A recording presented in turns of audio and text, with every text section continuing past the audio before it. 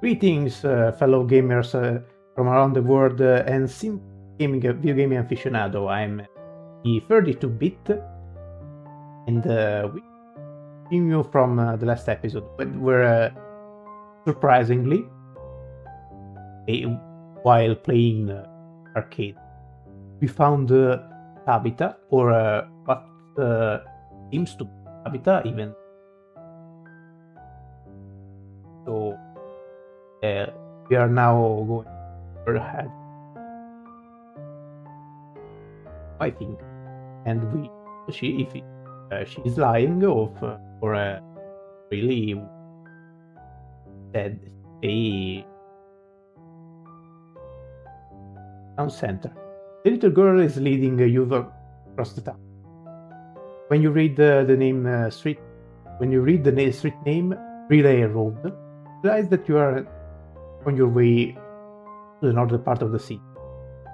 Had you followed the address that Dahlia left you, you would have ended up in a completely different area.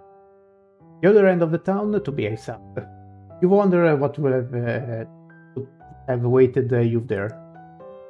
Evelyn strides ahead purposely in the area she aims to leave.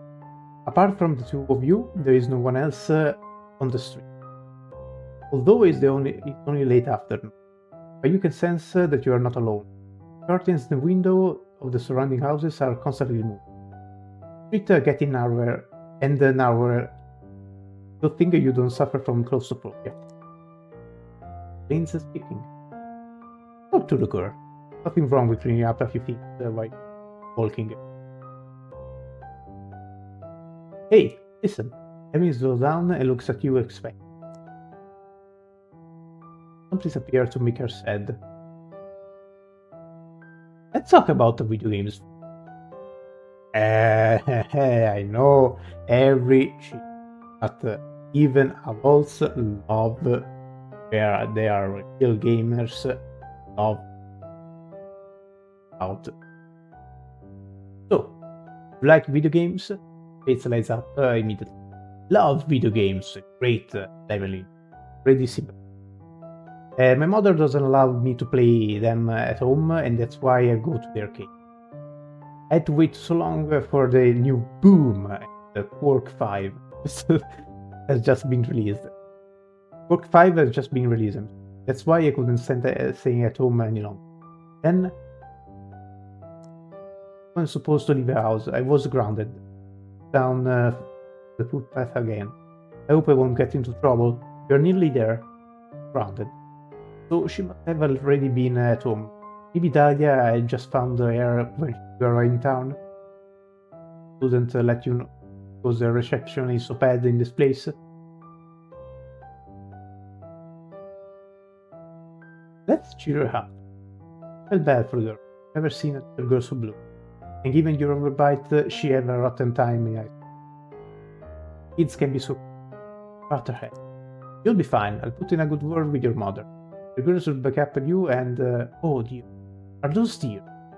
Before you can say anything, she turns away and wipes her tears away, with her free hand. Here we are. Now you left the narrow alleys of Old Town, you stand in front of a wonky metal fence. Behind it, an old-fashioned mansion on a little hill. Surprisingly grand property, considering that in the rest of the town people appear to live in gardens.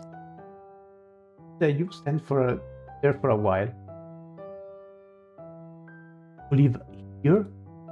This is where you live? Up there? The girl gives you a look that perhaps is best summarized with the whereas with yes, family has been living for here she poses, squints gently and thinks. About 180. Family tradition. I don't think it was meant as a family tradition. Read the shadow over Innsmout, you know why. The Marsh Villa. So we are at Marsh.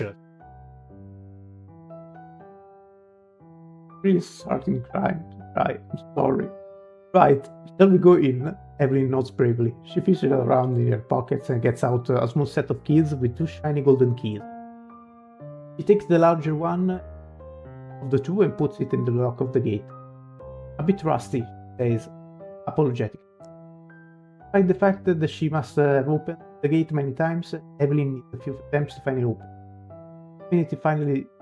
After it finally makes a loud clicking sound, the girl pushes down the massive door handle and the gate swings open.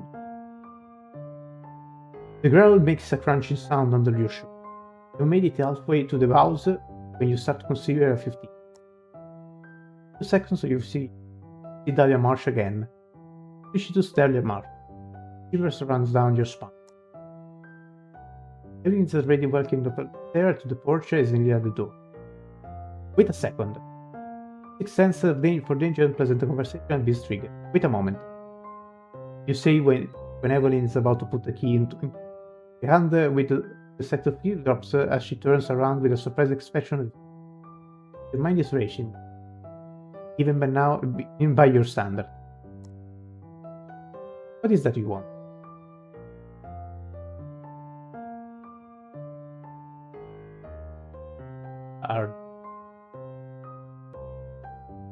No, never mind. Let's just go inside. We died. Don't worry, I will start the chapter.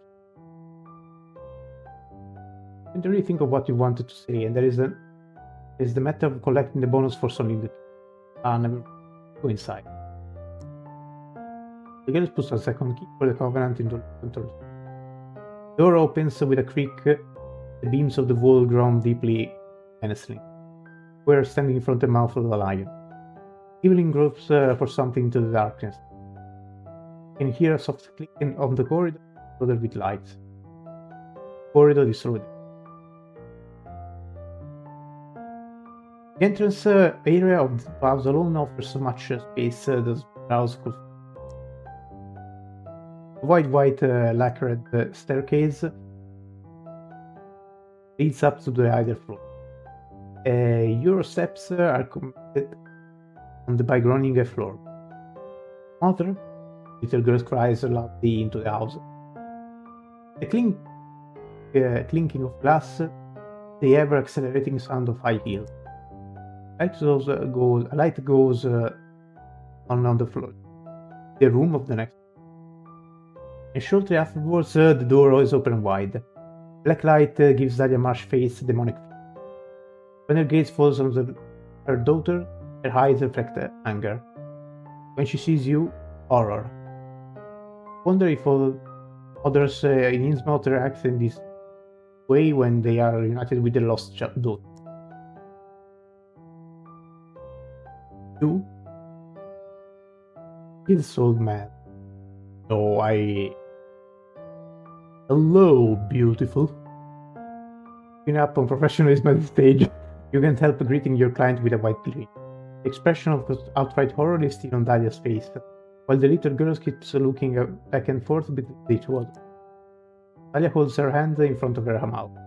Secret gesture which reminds you of old films in which men had strange beards, a woman's workhorse. She recovers herself quickly, and an unaffected smile spreads on the lips. How nice to see you. Before you can reply anything, she sits down gracefully, gently ruffles her. There you are, Angel. Evelyn nods, but she's not actually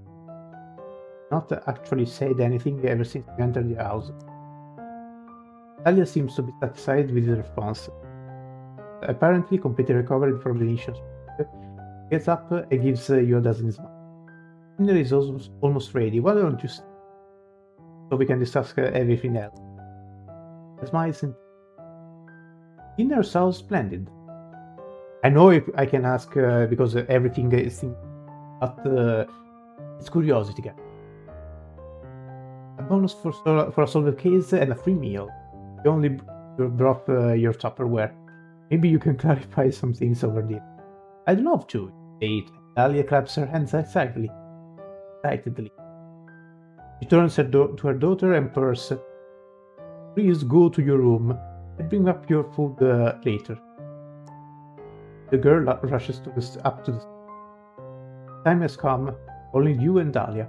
She absent-mindedly strokes her hand over her décolleté. please come through the dining room. Follow Daria throughout the house. The property already looks grand from the outside, but it's even more impressive inside. Even beer. At least that was what it appears to be. Perhaps you should simply watch fewer British sci-fi shows. You start looking around. First when you enter is a kind of living room for dandies. As everything thinking rich fellow on the East Coast were required to spend their relaxing Sunday afternoon. Bookcases that reach up to the ceiling, a whiskey bar, a lit fireplace with wing chairs close by, and of course a conservatory where you can stand and swing your whiskey glass while watching the seagulls outside. So,